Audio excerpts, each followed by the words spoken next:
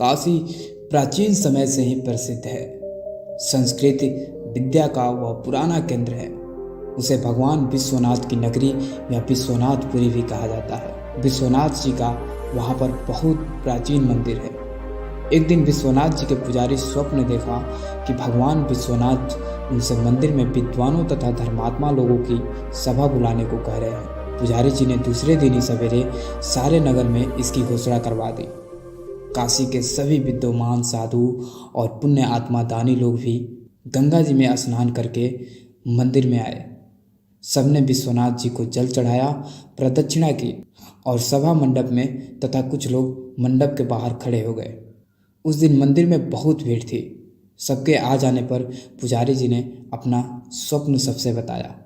सब लोग हर हर महादेव का जयकार लगाते हुए हर हर महादेव की ध्वनि करके शंकर जी की प्रार्थना करने लगे। जब भगवान की आरती हो गई, घड़ी घंटे के शब्द बंद हो गए और सब लोग प्रार्थना कर चुके, तब सबने देखा कि मंदिर में अचानक खूब प्रकाश हो गया। भगवान विश्वनाथ जी की मूर्ति के पास एक सोने का पत्र पड़ा हुआ था, जिस पर बड़े बड़े रत्न जड़े हुए थे। उन रत्नों की चमक से ही मंदिर में प्रकाश हो रहा था। पुजारी जी ने वह रत्न जटित स्वर्ण पत्र उठा लिया। उस पर हीरो के अक्षरों में लिखा था, सबसे बड़े दयालु और पुण्य आत्मा के लिए यह विश्वनाथ जी का उपहार है। पुजारी जी बड़े त्यागी और सच्चे भगवत भक्त थे। उन्होंने वह पत्र उठाकर सबको दिखाया और वह सबसे बोले कि प्रत्येक सोमवार को यहाँ विद्वानों की सभा होगी। जो अपने आप को सबसे बड़ा पुण्य आत्मा और दयालु सिद्ध कर देगा, उसे यह स्वर्ण पत्र दिया जाएगा। देश में चारों ओर यह समाचार फैल गया।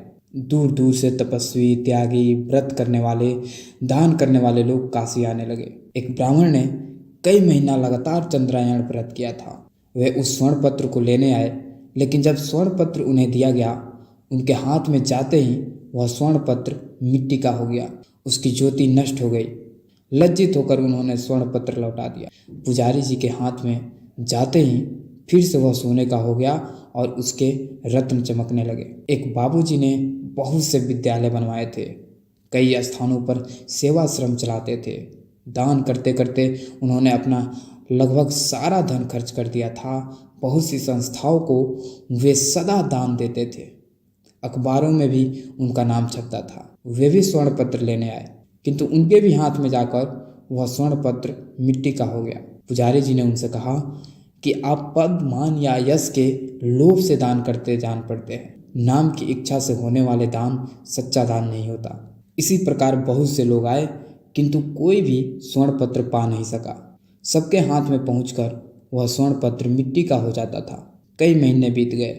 बहुत से लोग स्वर्ण पत्र पाने के लोभ से भगवान विश्वनाथ के मंदिर के पास ही दान पुण्य करने लगे, लेकिन स्वर्ण पत्र उन्हें नहीं मिल पाया।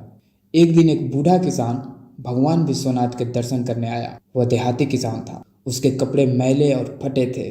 वह केवल विश्वनाथ जी का दर्शन करने आया था। उसके पास कपड़े में बांधा थोड़ा सत्तू और एक फटा हुआ कंबल था।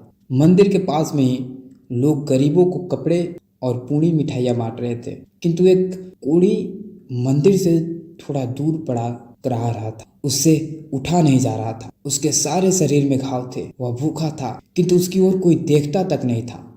बूढ़े किसान को उस कोढ़ी पर दया आ गई। उसने अपना सत्तू उसे खाने के लिए दे दिया और अपना कंबल उसे उठा दिया। वहाँ से वह मंदिर में दर्शन करने आया। मंदिर के पुजारी जी ने अब नियम बना लिया था कि सोमवार को जितने भी यात्री दर्शन करने के लिए आते थे, सबके हाथ में वह एक बार स्वर्ण पत्र रखते थे।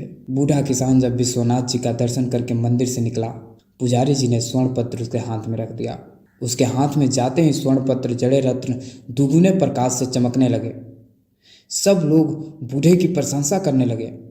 पुजारी जी ने कहा, यह स्वर्ण पत्र तुम्हें विश्वनाथ जी ने दिया है, जो निर्लोभ है, जो तीनों पर दया करता है, जो बिना किसी स्वार्थ के दान करता है और दुखियों की सेवा करता है, वही सबसे बड़ा पुण्य आत्मा है।